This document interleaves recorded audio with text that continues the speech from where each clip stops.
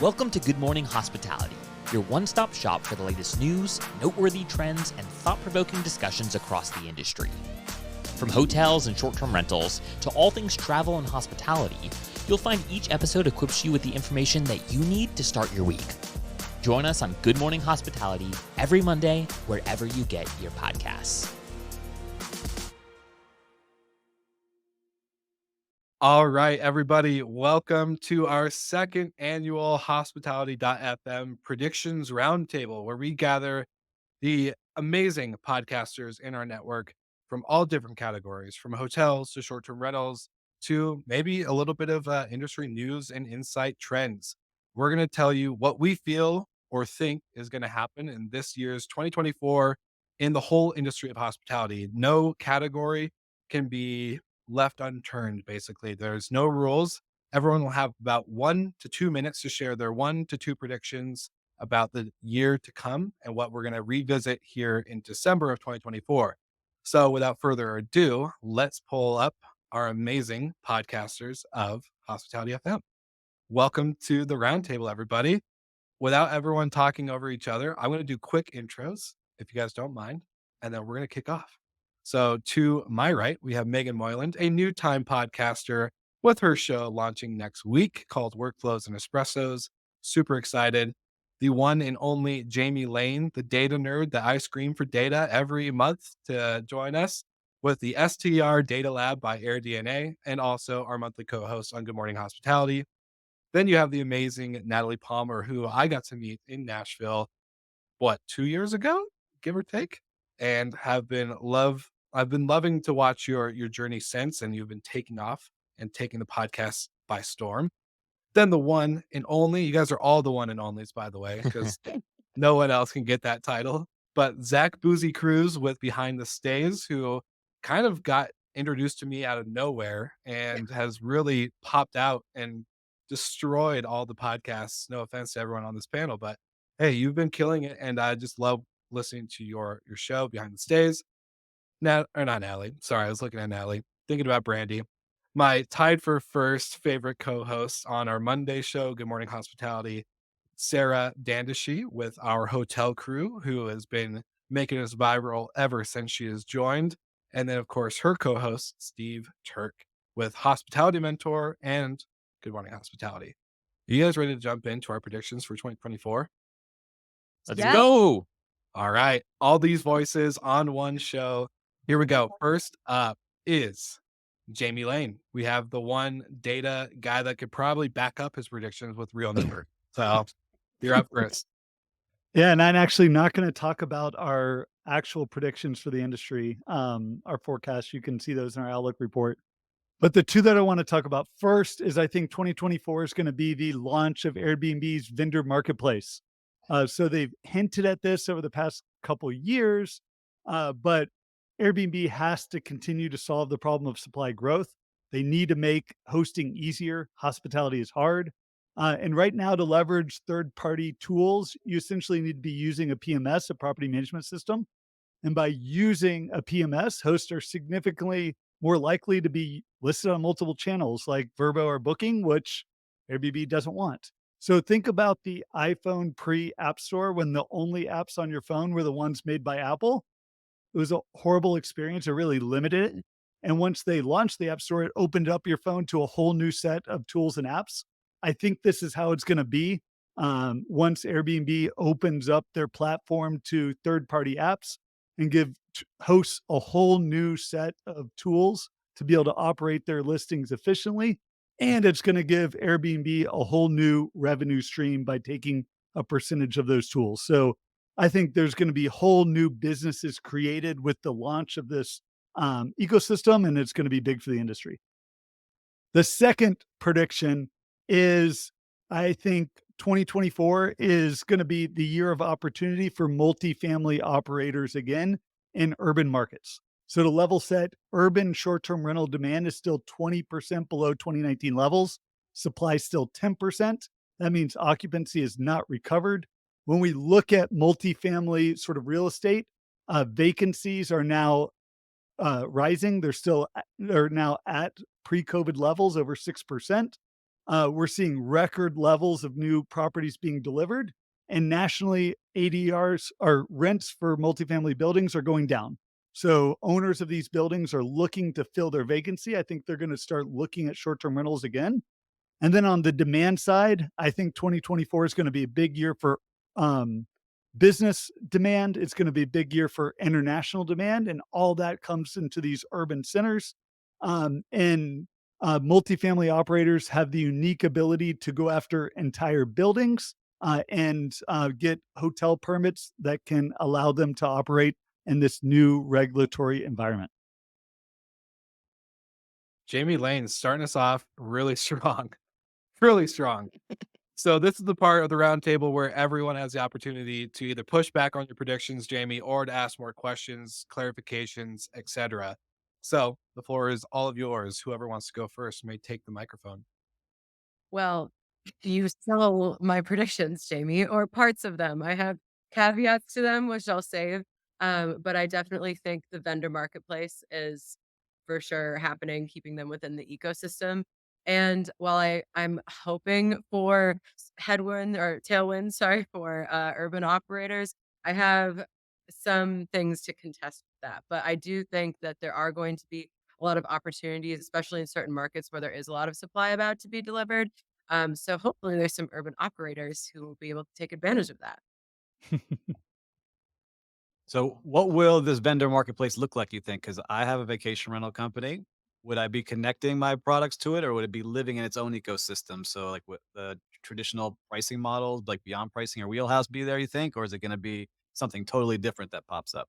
Yeah, I think that there's gonna be multiple aspects, and one that they've tried in the past that I think will be relaunched with it is co-hosting. So you can find someone to help you manage your listing. And then, the other is sort of third-party vendor type, tools like Beyond, Price Labs, AirDNA, where we've got a dynamic pricing tool, and you could start using that within the AirDNA app and make it sort of a seamless integration. So similar, like, HostAway, Guesty already have massive third-party marketplaces where you can leverage those tools. I expect on the third party app side it to look very similar and the offerings to be very similar.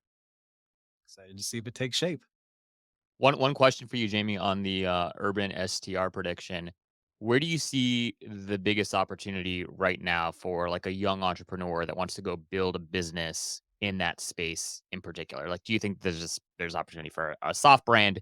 Obviously, there have been operators that have tried and failed before. Where do you see like the biggest opportunity going into 2024 and then ultimately into 2025? Yeah. And one is I'm not going to suggest rental arbitrage. We've seen those business models and grow, fail. I do think rental arbitrage can work on a small scale, uh, on areas where a young entrepreneur knows the market, knows the marketplace, knows their area very well. What we've seen and scaling that is very hard.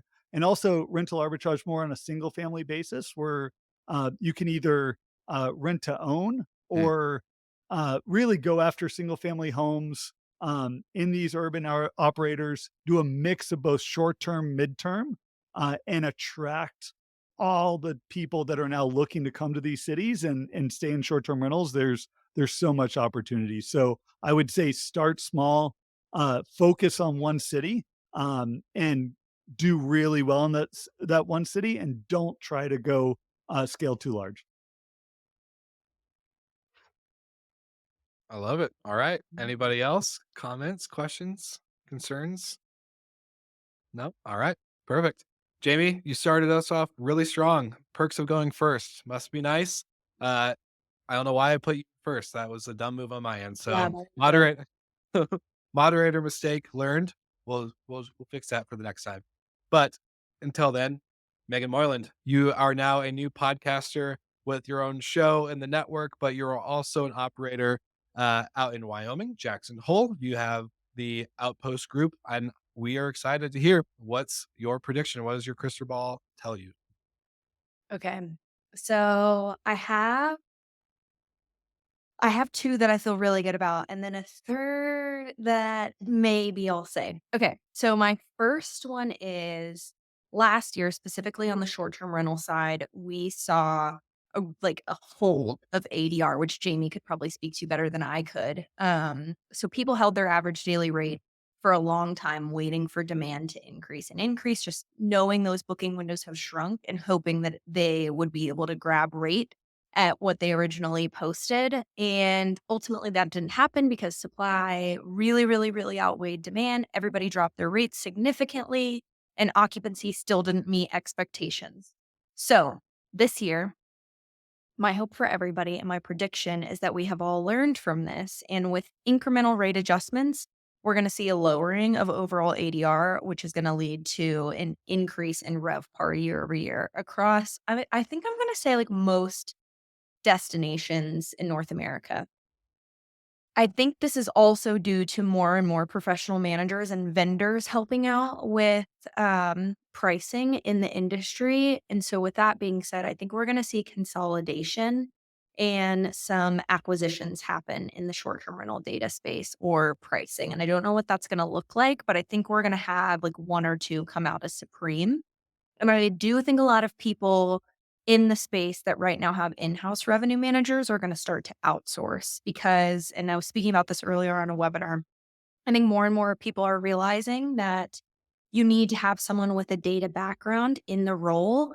And so I'm curious to see what that looks like, but I do think it's kind of going to change the space. And short-term rentals are leading more toward like the hotel style of revenue management where you have somebody that has a significant data background. So those are my two predictions there.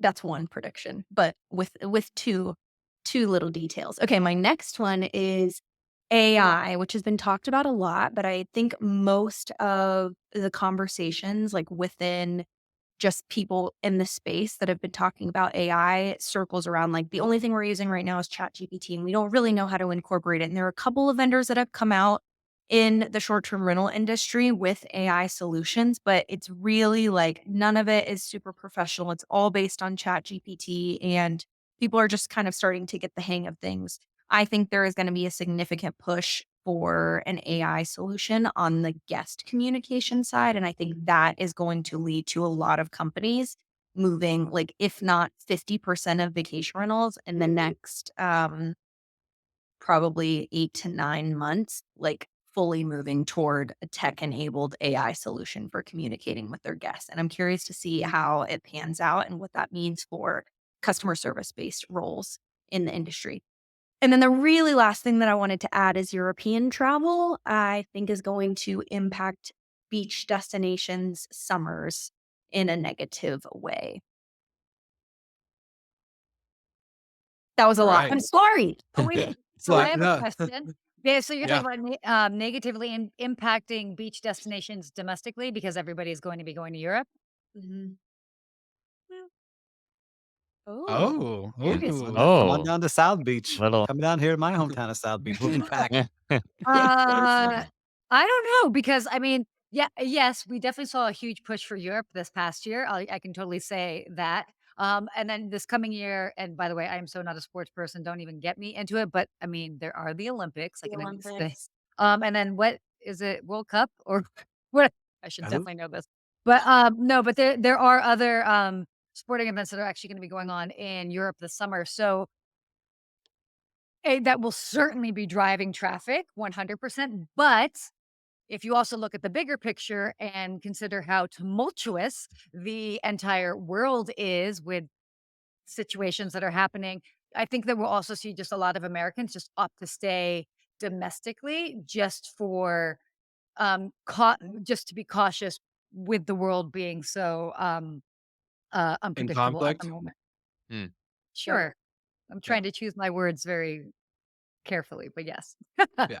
But I get what you're saying. I get what you're saying. I think it'll be, I don't know that it'll actually make a negative impact in beach destinations. Everybody wants to go to Florida, right? I know. I I hope personally so. Well, that's you guys, but I've got a question. So you talked about lead times and pricing, and we've definitely seen lead time shorten. Mhm. People start to discount. So is your prediction that for next year in 2024, that lead times start to expand again and allow people better pricing power, or the opposite? No, No, I think booking windows are going to remain like pretty short, and we're seeing that already. I think people have gotten smarter about pricing strategies, and where before there was a lot of holding out, like booking windows are shorter, it's fine, we're still going to be able to get the same price. I think last year it led to like panic at the very end, and you were giving like very steep discounts, or you were seeing steep discounts. And I think people are starting to get smarter about that and realize like these shorter booking windows are here to stay, and we're going to price accordingly. We've got kids, we've got dogs. There's a lot going on. Yeah. Look, it's, got some special guests popping up on the live. Totally okay. Jamie, if we need to pull you, we'll pull you. But um, yeah, that's a very good question in all reality. Anybody else have questions for Megan? Open it up. I Oh, thought they were I've got one question. Sorry, Megan. What do you think that in terms of your travel predictions of the European getaway versus the local beach getaway, do you think that that'll be determined mostly by generational cohort?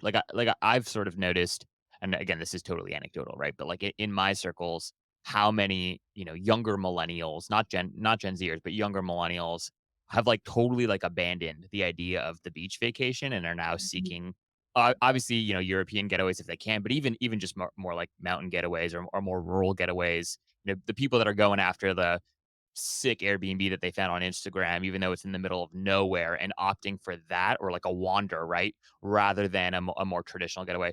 Do you think that generation will have a role to play in that prediction, or not so much? 100%, especially with Taylor Swift going to be in Europe. I think there are a lot of millennials and Gen Zers, honestly, too, that are starting to have careers and money to spend. I think that they didn't get tickets, and which is unfortunate.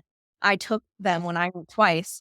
Want to go over to Europe and see Taylor, and of course the Olympics as well, which I think will honestly have a little bit less of an impact. But Brandy said this in last year's predictions, which I actually listened to this morning, that like all of the people on her Instagram feed went to Positano, and that was the case for me too. And literally, like almost every employee at the company, I feel like went to Europe except for me. And I think we're going to see more of that this year.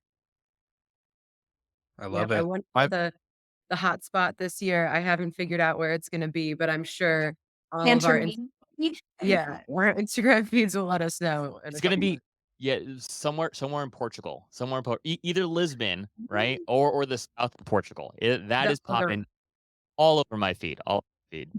Yeah, I'll be there. I'm going to a wedding in the Algarve, so I'll be Case in one of point. them. Case in point. So if anyone ever wants to know where the hot travel destination to go to in any future circumstance, Megan and Brandy are going to be the ones to tell you. So predictions over there.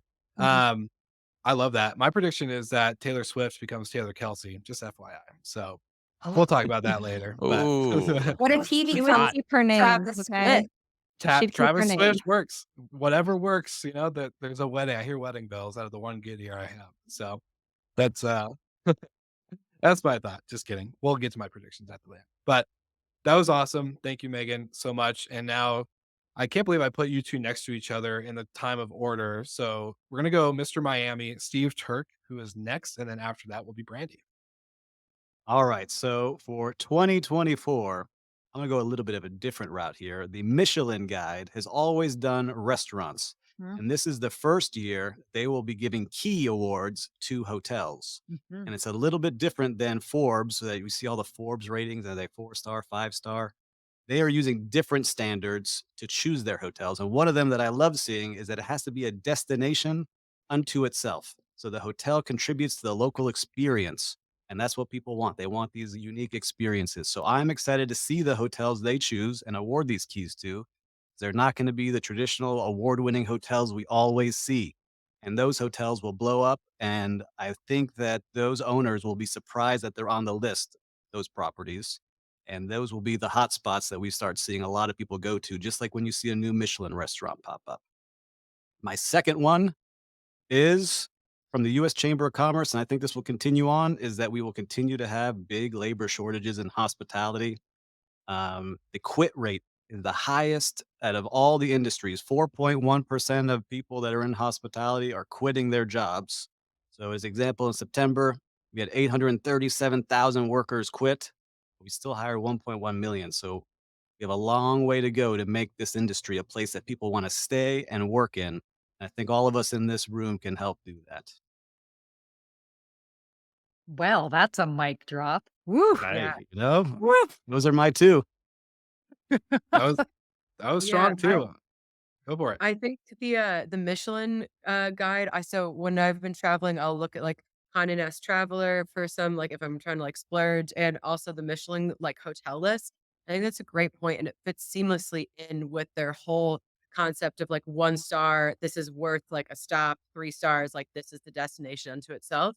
So I'm very excited to see what bougie stuff comes out of this, and what Miami hotels make it, if any. Yeah, I think Um, it's gonna be ones we don't expect. Like, I know we always have those big, fancy five-star ones, but this might be some unique ones that are gonna pop up. Yeah, and then the labor shortage really resonated with me. We've had, in one of our buildings, front desk turnover, like, with the whole staff, just, like, constantly. People will start, leave immediately, but then we can immediately rehire, like, some people that just don't like, the intention is never to stay, and that's been really frustrating.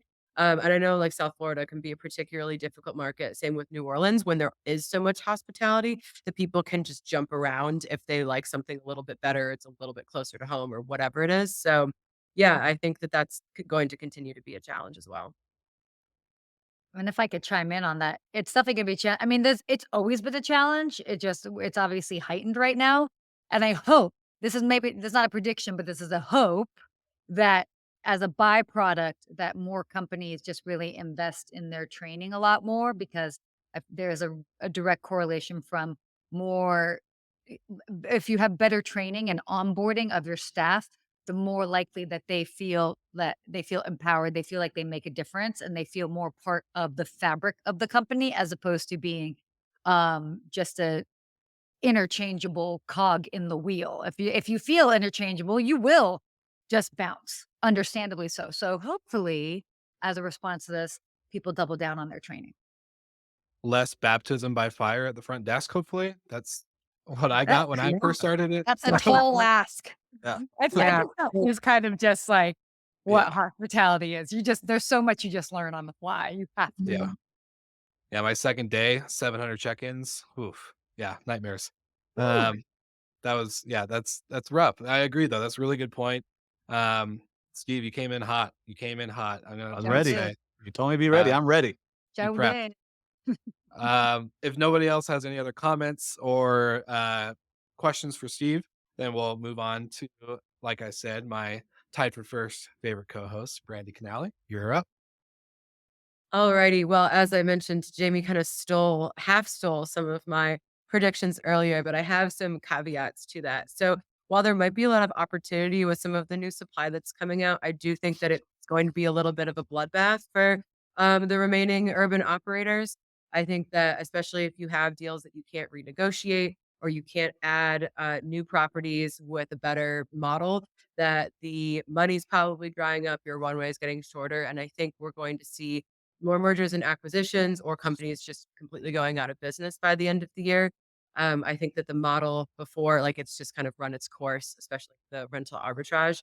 And in a very particular note, I think that it's very likely that Sonder will be out of business by the end of the year, or it will look like an entirely different company. I think that they're going to put a lot of focus on getting out of almost every deal that doesn't like really benefit them and actually contribute to the bottom line. And I think there's going to be a renewed focus in all of their product that has like basically our hotels or has the hotel licensing in destinations that are strictly regulated, like New York. If you can continue to operate like that, that gives you an advantage. And then also focusing on their European market, which was doing better. So I think that if they're still around, it will be a much smaller company, and or they could just have run out of money by the end of the year. And then my second prediction was that Airbnb would keep operators in their ecosystem, just like Apple, keeping you roped in, make it impossible to leave. But on the other side, I think that Verbo, unless they do something really drastic, is just going to kind of fade into not irrelevancy because they're still big enough, but they're really losing the opportunity to catch up. It's Airbnb really has their talons sunk into the industry. People identify as being an Airbnb host. And Vrbo just they're with every like passing month that they don't improve the back end operations, they're losing that ability to play any sort of catch up. And so we've been hearing a lot about maybe some back end improvements. I mean, as an operator trying to distribute to Expedia and Vrbo, it's very difficult to onboard. I've heard like that the onboarding process is very manual from their side from Vrbo. So I think there needs to be like a real facelift to their onboarding and distribution processes if they're going to properly leverage being a part of the Expedia family. And that's it.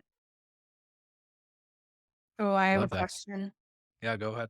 So, Verbo in the past almost 2 years has increased subscription fees if you're not already on pay per booking from $4.99 to just announced $6.99. What do you think they are planning to do with that revenue? You think just hold on and spend it on marketing to try to outshine Airbnb?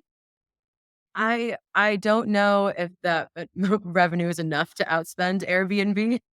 Their marketing is pretty that's where a lot of their money is going. But the just from what we've heard over the last couple of years, they've been trying to figure out how they can integrate the technology, but onboarding a hotel is much different than onboarding a short-term rental. And they haven't figured out like hope that money is going towards the technology and improving the back end, but it's like overhauling 2 legacy systems and trying to combine them, Mhm. and they're running into a lot and also it's a massive ship to steer, so getting enough people to agree, and all of that is probably very difficult. So, I think that subscription models will continue to increase. It's one guaranteed way to increase your revenue. You can count exactly how many of those subscriptions you have and multiply it by 200 extra dollars. So, but I think that the push towards pay per booking will continue. That's I've got a question, Brandy. okay. I, as an operator host, like, what do you think's going to be the long term sort of alternative to Airbnb? Like, is there going to be one? Is it going to be direct? Is it going to be a like cocktail of the other OTAs? Like, is there just no hope that Airbnb is just going to suck everyone into their ecosystem and you can never get out like Apple? I honestly kind of think so, unless something like truly drastic happens. I think about like, so when I think about Airbnb, I could go on like a rant about it. But when I think about on the traveler side, I love using it. It's so easy. I have all these different bachelorette parties that I'm planning, all these group trips, and I have all of them. It's such a pleasant experience to use. And that's from just like the traveler side. And I know like what's going on. I might, go to the direct site if they have one once I find it. But they have so many tools. They've invested so much. They really have a solid game plan for how to continuing to be like absolutely irreplaceable for their hosts. So I think that they would either have to like go out of business or the fragmentation of people realizing, oh, maybe I want to focus more on being direct, but that would be a total mind shift of a collective group of the majority of their hosts, and I just think that is not gonna happen.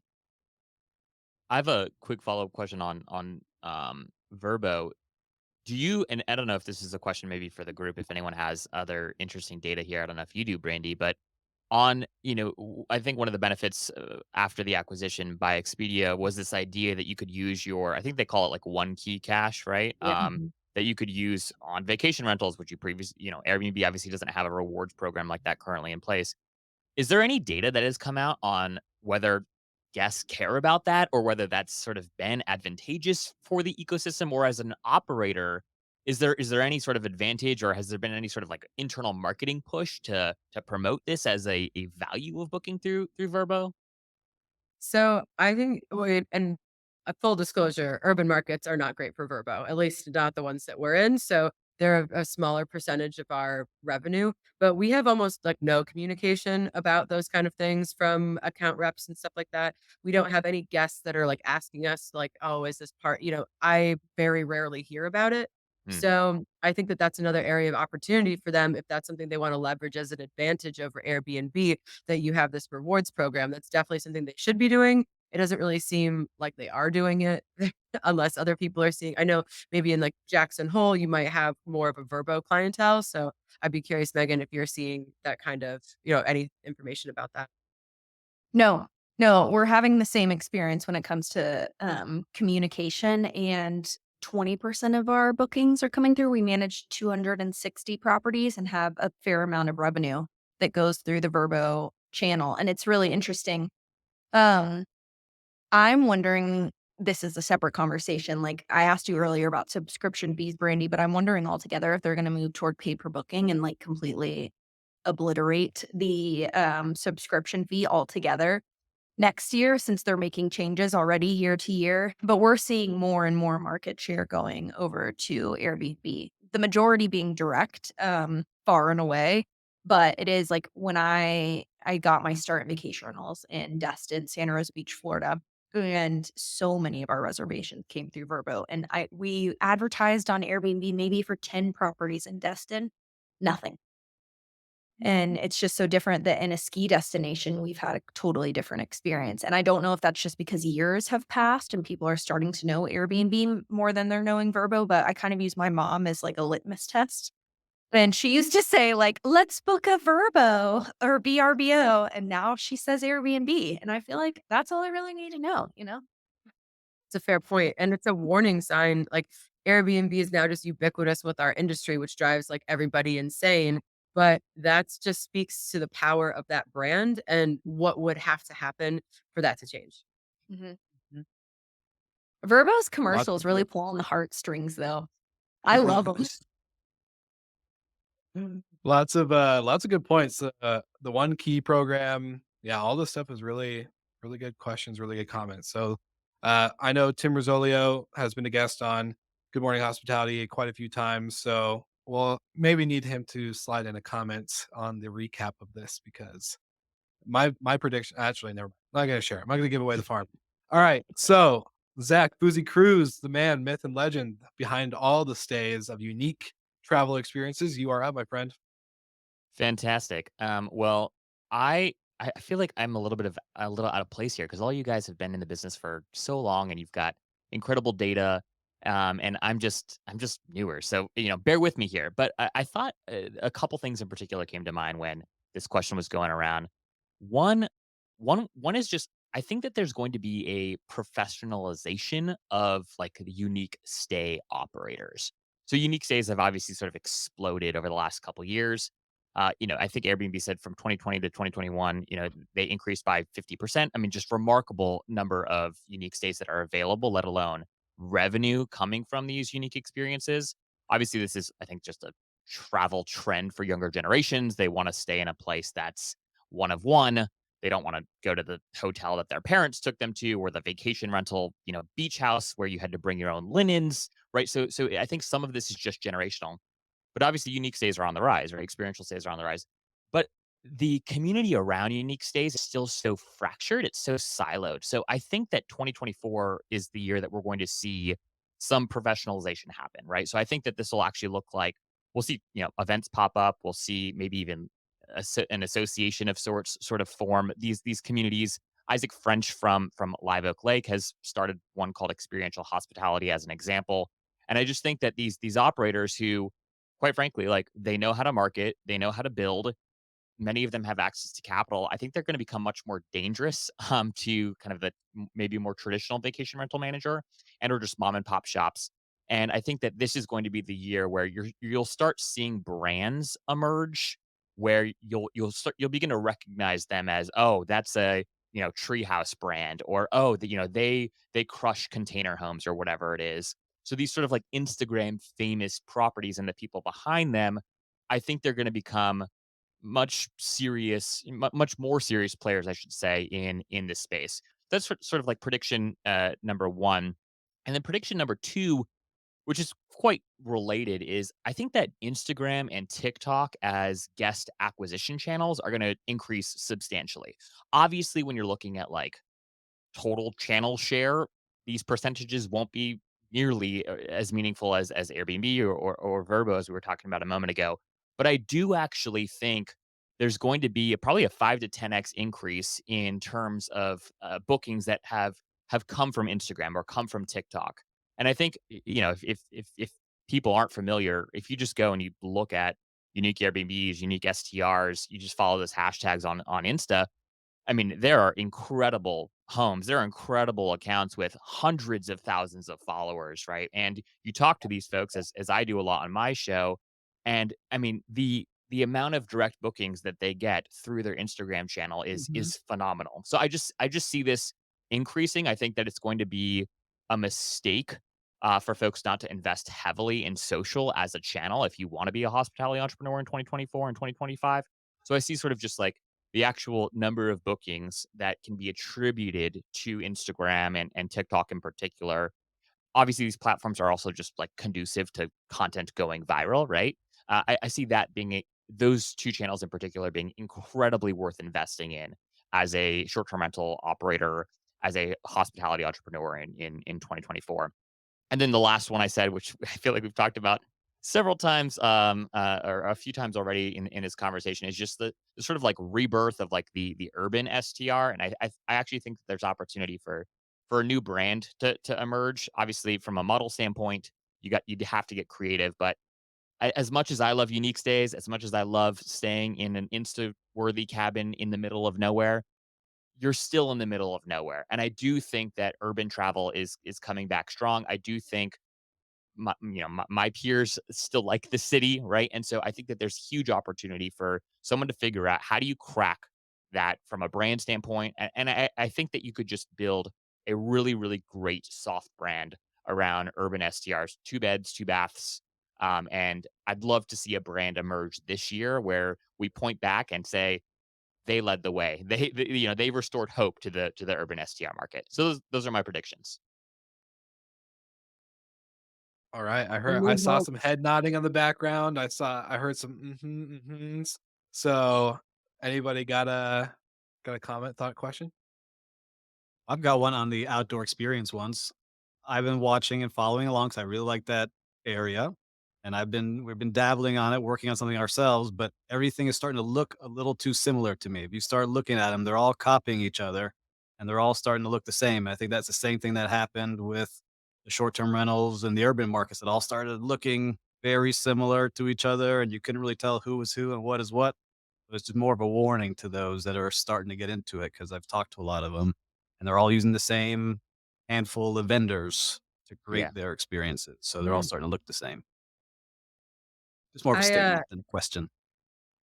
The Instagram, like, direct booking through Instagram, when I mentioned this at the last roundtable, but Ben, from Onera, they do, like, 70+% of their bookings through Instagram, and that blew my mind. I, like, really had a hard time wrapping my head around that, and I think it's totally different product type. Like, I'm not gonna we have, like, a couple of super unique properties, but most of ours, it's urban, you know, 2 or 3 bedrooms. Like, it's not the Instagram worthy bookings, but you're totally right that, like, it's worth making sure that your content is attractive to everyone, that that's not something that we're, like, letting go by the wayside, and still promoting that brand awareness and being aware that, like, and making the booking journey from Instagram or TikTok still seamless, because you gotta start somewhere, even if it's not, like, this crazy treehouse that's Instagrammable, you still might get a slow and steady stream of people that are booking through there. Yeah, I was just gonna say the OTA experience on Instagram or TikTok is gonna have to shift a little bit in the sense of like how you book it. But I just literally recorded with Ben from Onera this morning, and that was my exact like aha. I was like, okay, what Steve said, everyone's trying to copy each other. The ones that put in the $30 million type fund size that he's running are going to win. And those Instagrammable channels, whether it's Instagram, TikTok, etc., they are going to shift. They're going to have a feature. There's going to be some product launch within that to make that easier because yeah, exactly. Zach, you look like you have a comment. Oh, yeah, I was just gonna say, and to add on to that quickly, right? I also think that there's going to be I think some of these stays are gonna get bought up, right, by institutional operators, right? You're gonna see these people that have built these incredible stays. And by the way, they also have an Instagram account with 100,000 followers. They're gonna be able to sell their Instagram account as an asset as part of that deal. And like Mhm. that, I mean, like this is an extremely exciting, like, I think opportunity for folks who might be ready to just exit, quite frankly. Like they're tired of running the treehouse or the A-frame or whatever. And now they have not just the actual asset, the real estate, but also the digital real estate as well. Mhm. Yeah, I think it really depends on the destination, but I resonated with what you said. There's a guy out of the Hamptons who owns this company called Red Cottage, And I had the same experience at Verma, Brandy, where I think he said like 80% of his bookings were coming through Instagram. And I was like, what the hell? We've never gotten a booking through Instagram. This is wild.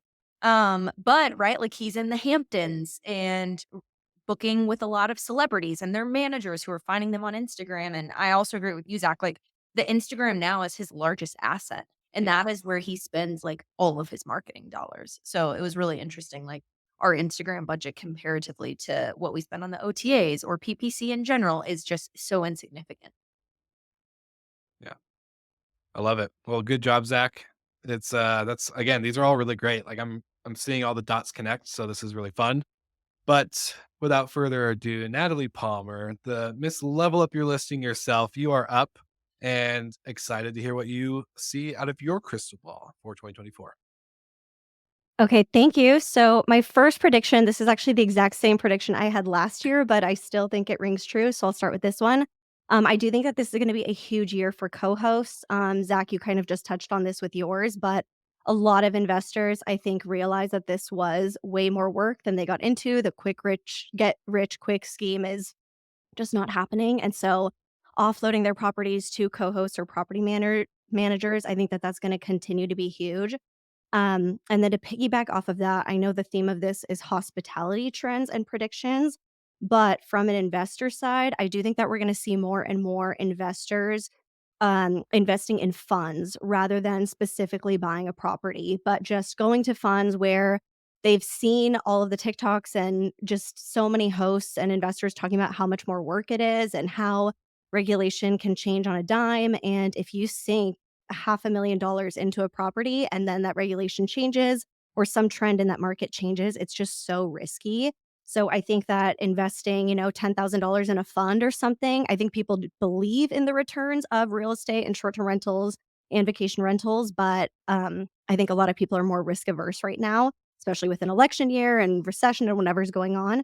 So I think we'll see an increase in investing in funds. And then this one's kind of boring, but I think that we're going to also see a huge return to just a focus on cleanliness, consistency, accurately representing your listing, and reliability. I think last year and even 2022, it was huge pushes for just putting in as many amenities as possible.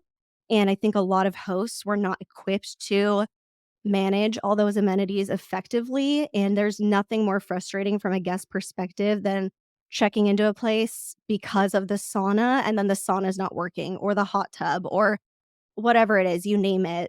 You find out that the kayaks aren't running for that season or whatever it might be. So I think scaling back almost in terms of amenities and just making sure that everything that you present in your property is really working and just having like extreme control on all of the quality of your listing. So those are mine.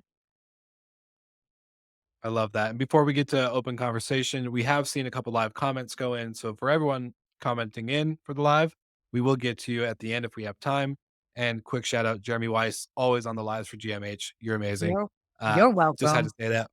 But thank you, Sarah. But yeah, just want to make sure that everyone knows we're not ignoring you guys. Great stuff, Natalie. I'm going to leave it open for everybody. If anyone has a comment, question, concern. I totally resonated with your last. I mean, I love all of your points, but your last one in particular, like kind of a back to basics. Like, do you have a clean property? Do you have your systems in order? And that, like, for us, we're really going back and making sure, like, tightening the ship up a little bit, like really going back through and retraining all of our housekeeping staff, things like that.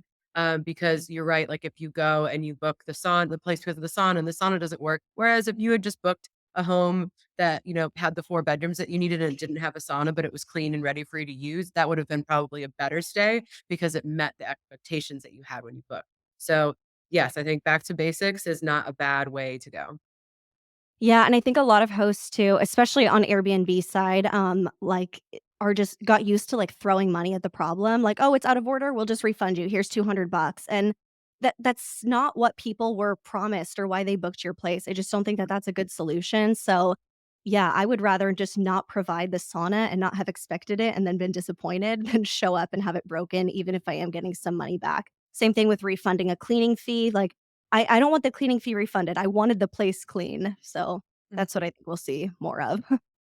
I think I we're love also in an era, sorry, Will, of more is more, right? Like everyone you talk to is like, I added this new software and we're doing this and we're adding these 15 things to our guest experience.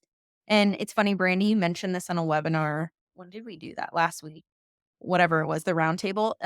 Anyway, one thing you said was like, getting back to basics is going to be the most important thing for us before we go and do all these other things, because we honestly, like at this point, don't have the expenses due to what 2023 did to us all in general. And I think that's going to be the most important thing. Like, in my opinion, the guest doesn't give a shit about your 15 experiences or you meeting them at the door if the place is dirty, right? Yeah. Like, meet their expectations, like their bare minimum, and then work on all those extra things. So totally resonate with your point number 3 as well. Natalie, one comment too, just on your prediction around investors being more interested in funds than perhaps acquiring their own properties. Again, totally anecdotal, but I have a bunch of friends who worked in tech in kind of 2019, 2020, 2021. Their companies had nice exits. They made a little bit of money.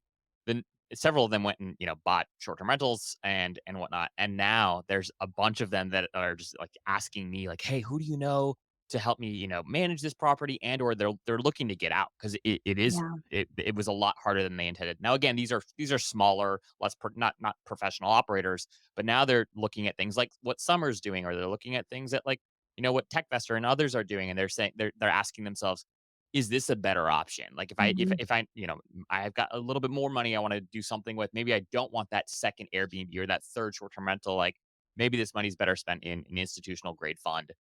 So it will be interesting to see how these things continue to grow and how optionality continues to mature as the market matures.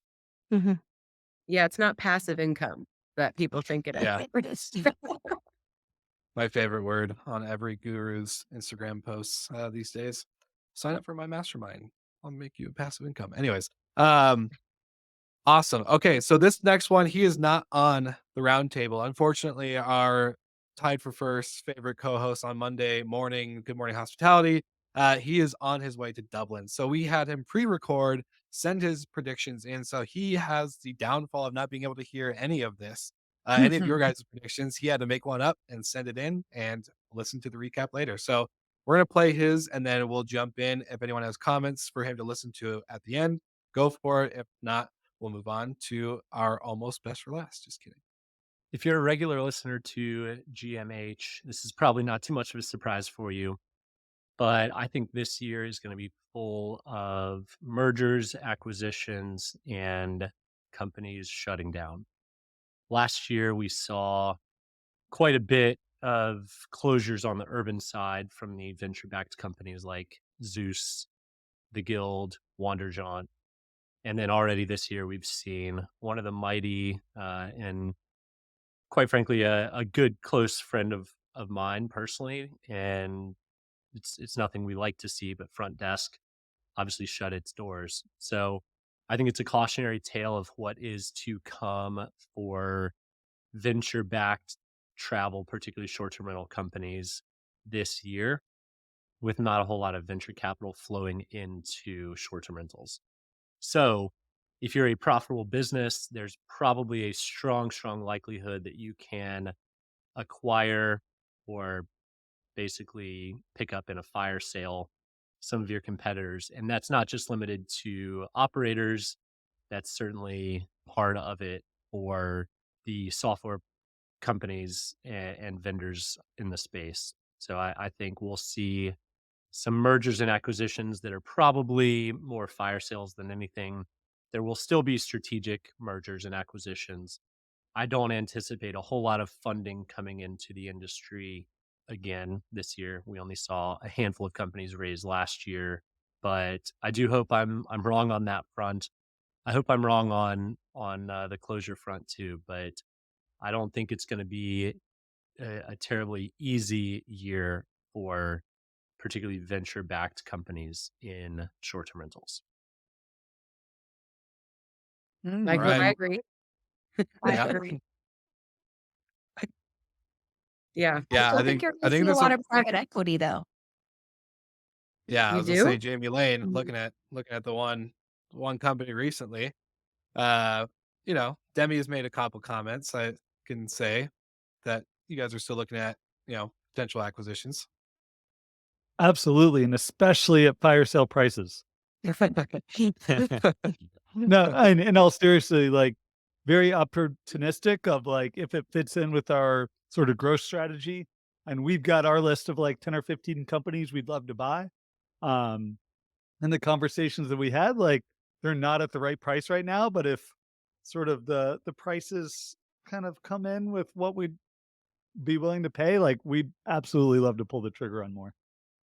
I agree with Michael in a lot of sense, but I hope that he's wrong. I hope that he's wrong. We don't want to see any I think more you're seeing it like a closures. lot in the micro, like very micro too. Like we're seeing a lot of operators that have 1 or 2 or 3 units that are in over their head callings for help. "Yeah, I'm drowning. Can you help us? Can you Yeah. help fix it?" And we're like, "Hey man, we would never sign that property up. You're like way out in the sticks, nothing to drive." I think a lot of people just got in over their head. Yeah, those unincorporated Miami-Dade homes that are like 7 bedrooms, you're like, "Yeah, but you're all the way out there." And, I think that that's it. I mean, it's a very niche to, like, South Florida, but a lot of people moved here, bought these, condos that you can rent, and they're like, "Yeah, now I'm just gonna make all this money." But then a lot of people had that thought, and their ADRs went down, and it is a kind of like, "How do I get out of this game now?" situation. And so that's like a very it's like that on, like, the individual level, and some of them are not small. I mean, Steve, I'm sure you know some of these, like, small operators have, like, 70 units that they're, like, helping to co-host, basically, and that's like a mini empire inside, like, 3 or 4 condo hotels. So, Yes. it's not a small business, and I think people are tired. I love it. All right, Sarah Dandashy, you're next. Mhm. Let's Oh, hear it. yeah. What kind of good news you got for us today? Drum roll. Okay. So, yeah. And again, talked a lot about vacation rentals. I'm definitely more through the lens of, hotels and that sort of experience. So I have a couple things, but I'm going to try and rattle through it as quickly as possible for sake of time. Number one, in general, we are just going to, more people are just going to continue spending money in travel. So it's going to be a great year for travel across the board. More people are just spending more money at hotels, airlines, vacation rentals, you name it. We've seen this shift. It's just going to continue. Phenomenal guy that I actually follow, Scott Galloway online, actually said a really interesting thing, especially when it comes to generations and understanding where we are valuing what we're spending money on. It's become more and more challenging for younger generations to be able to even purchase homes, for example. So typically where they would be maybe putting aside like a little bit extra money so they could go ahead and save that for their first home, but the idea of buying a home, and certainly in larger markets, is so far off that they're like, well, that's definitely not a priority because who knows if that'll ever happen. And so we are seeing younger generations just spending way more on travel, good or bad as that may be. And then coming back to this as far as guest expectations, and we touched on it a little bit. I know some of you others had uh, mentioned it as far as going back to basics. Well, I also think it's also going back to basics in regards to the guest experience. You can't, it's like no more. I mean, people are already spending more on travel, on their hotel experience, their vacation rentals. They don't want the excuses. They don't want to hear, "Oh yeah, we're short staffed," even though we know this is the reality that we live in. Like, I'm sorry, I'm paying $5,000 a night. I don't really care that you're short staffed. And also in my mind, if I'm paying $5,000 a night and everybody else is, you 100% need to execute. And we can't use short staffed as being short staffed as a excuse or a crutch anymore. So definitely these higher expectations on the guest experience. Then kind of just like rattling off just a couple more purpose-based, purpose-driven travel, what the meaningful travel really, and so they are looking to these destinations that, they're not necessarily just going to find a place that they can go hibernate for a couple days. Yeah, maybe, but it's like, how can they become more integrated in the local culture? How can they have a trip that maybe like there's an actual like an experience that they can it's something meaningful. So again, that we've seen this before, but we're seeing more of a double down on it. Sustainability, green initiatives, this has never gone away. It will continue to be here. It's not just all in the hands of the one hotels. A lot of people. And it's everything from where they're sourcing ingredients to even where they're sourcing their materials and even how they're building their hotels and things like that. So definitely huge with that. AI would be remiss of me to discuss that. We touched on it earlier. I think it's going to be, it's like we're not just living in the world of chat GPT. Like, what is the new?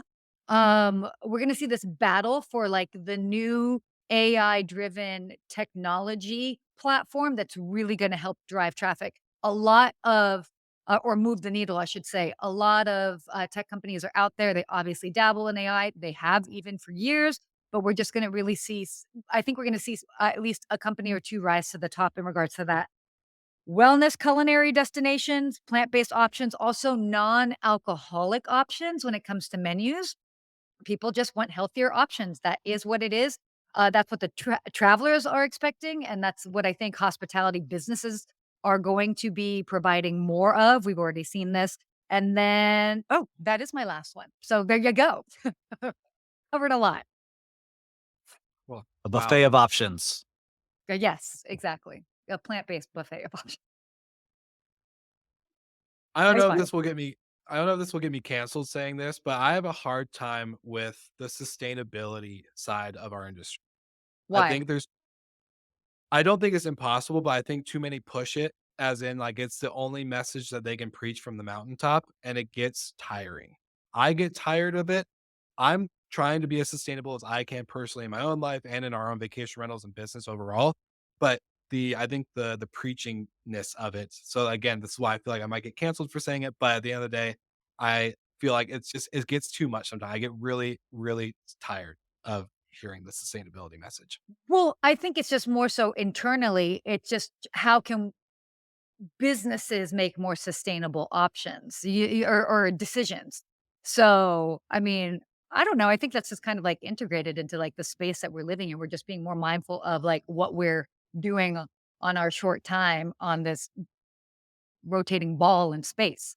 So, you know, oh, but I hear you. Like, I get it. It's like, Yeah. okay, sustainability. Like, yeah, recycling is not sexy, but like, I I'll yeah. add something to that. I think, like, true sustainability, I agree, like, that's in vogue and, like, continue that, but people are very susceptible to greenwashing right now. Like, I've seen so many TikToks and stuff on social media of brands that, like, just make their label look eco-friendly, and then you read the ingredient list, and it's not better than anything else, and that is a huge turnoff for people. So if you are sure. gonna go down the sustainability route, like, just be authentic about it or don't even touch it. Just make the changes on the back end and don't promote it if you're not gonna, like, really go all the way. Yeah. Yeah, I I'd love agree. to like pull the listeners, and maybe even just us panels. I have a lot of hot takes on this, Will, and maybe you and I can have a separate conversation where we both get canceled for what we'll say. But I mean, has anyone ever like how Google Flights does the thing now where it's like, oh, this is an eco-friendlier flight, but it costs an additional $70 or whatever. It like talks about like the CO2 that'll be emitted on that particular flight. I want to know who books those flights and who pays the additional $70 to book that flight. And I'm sure people do it, but like I have to believe it is a minority of people. So, anyways, just double clicking on what you were saying there, Will. It definitely gets advertised as I think way more of a benefit than I think it actually is to the large majority of travelers. Yeah, I go ahead, Sarah. This is your point. I no, no, no, go, go, go. I think that there's the things that we would like to do, and there's like the reality sometimes of the business day to day. Like I, there's the types of products that we use and things like that. I'd love to be able to spend more on the more eco-friendly or maybe like the whatever product. But then I'm like, I also have a metric that I'm being judged by a board that's like, okay, how can I reduce the cost of consumables? And that's not by investing in more expensive products. They don't really care. We're not just, but like that's just one example of like you have to you know, you have to kind of earn that gap or space in your P&L to be able to spend more on those products that might be more sustainable. And that also, it's not just for sustainability, but on those like maybe like special extras that we've talked about with like unreasonable hospitality that go beyond just like the day to day. I think that you have to get yourself to like a comfortable margin, to be able to afford to do some of these things. That's what I was gonna say to Brandy's point as well. I mean, I think for us, it's like every webinar you sit in, every conference you go to, all your friends in the industry are like, do what you can to cut expenses or keep them as minimal as you possibly can. And that's the thing about sustainability is it's more expensive than anything else. And so that's kind of where we're seeing like, I mean, we're in a mountain destination where sustainability is talked about constantly. But we're also trying to hold on to our profitability. So I'm curious to see how it's going to unfold this year, but I do think a lot of people are choosing to the profitability route rather than the sustainable route. Unfortunately, it seems like you have to choose one at this point. Well, So this is especially a if you're a message to smaller all the business. vendors. Oh, go ahead, Sarah. Sorry. No, I was just gonna say, especially if you're a smaller business. I mean, at the end of the day, if you're like a smaller business, you can't it's hard to compete with anything in regards to a larger company that just has more money at its disposal. Yeah. So Biscayne Coffee, 10% of sales goes to help save Biscayne Coffee. That's our coffee brand. oh, there you go. Yeah. Zach, I know you have to jump, my friend. Thank you guys for going over. I obviously would love to share my predictions, but want to make sure we wrap this up properly. Sarah, you have a great message in the sense of any ecosystem, green, etc., like wellness brands out there listening, make that shit more affordable. Thank you. That's what it is. Add to the profit line and be sustainable. All right. Without further ado, I'm going to go really, really quick because this is a combination of pretty much everything you guys have all said. So not to beat a dead horse, um, but my predictions are the tech side of the industry on hotel and short-term rental is going to build and invest more into product. Product is going to be king, especially with capital slowing. If you don't have a better product, UX UI sucks on a lot of these softwares. So if you're not investing in that and making it easier for the everyday operator, to actually use and understand and not feel frustrated with all the pain points that it takes to just manage a guest booking, then you're going to be SOL and you're going to get cut. Brandy is not afraid to cut you, and I know a lot of other people in the industry that are going to put you on the same chopping block. Second one, and Zach kind of mentioned this, and a few other people on the panel, but opco propco. So if you are in this industry, whether you're going to be a unique stay or a urban or a destination type brand, the operation company and the propco where the fund is basically being held, I feel like it's a really strong model. My prediction is that it's going to be a big bandwagon thing in the beginning of the year. The later half, the ones like Ben Wolf and others are going to be the ones that stand at the end. And then my third one, which is not really covered into short-term rentals or hotels or anything like that, is that Uber is going to make a huge change this year. I think with what Dara has already done with the company since taking the helm from Expedia, making it profitable and kind of fixing the dumpster fire that Travis left. I have a belief, a strong belief that after they tried and dabbled with their travel product and they pulled it and they're investing more into the things that are actually making them money, like eats and rides. But I think they're going to play around with this technology landscape as travelers are spending more money. I think they're still unpredictable. There's not really a baseline. I think they're still trying to figure out what this is going to look like in the long term, not just 2024, 2025, but further. And obviously, it's going to be hard to predict due to things like COVID. But I think really Uber is going to become the darling of 2024 and really show travel hospitality a profitable kind of child to look at. And hopefully that can carry through. Obviously, they're heavily reliant on tech and contractors, but I still believe in the product. So shout out to Uber. That's all I got. Woo! Mic drops. Anybody thoughts, comments, questions, concerns? We got I'll be I'm I don't know. Uber, I think they are becoming I'm I don't disagree with your statement. I think I support it. I feel like I feel like they're becoming like the Airbnb of like that sector. Do you know what I mean? Like the in terms of rides and stuff like that. I think like Lyft, I'm a proponent of Lyft and things like that, but I think that Uber has done a good job of syncing their talent. I mean, Postmates and Uber Eats are two of my most used apps sometimes on busy work nights, and those are both Uber companies. So Yeah. but I am disappointed in the travel. Like I thought that that was a really good program or had potential to be a really good program. So hopefully they'll have a change of heart and reinvest. Yeah. It's really hard. I used it for when we went to the Book Direct show in Miami. It was great because I was staying at a property that actually sent me an email for confirmation of like my stay. So it really synced up nice with my airport pickup and all the other stuff. But I think like from an Airbnb standpoint or short-term rentals, they're gonna have to really pull in the whole ecosystem. They're gonna have to like actually not just do Expedia and Booking and all those channels that Dara has a close relationship with, and he can actually pull that plugin integration. But yeah, it's and for anyone listening, Dara is the CEO. So he basically, yeah, came from Expedia.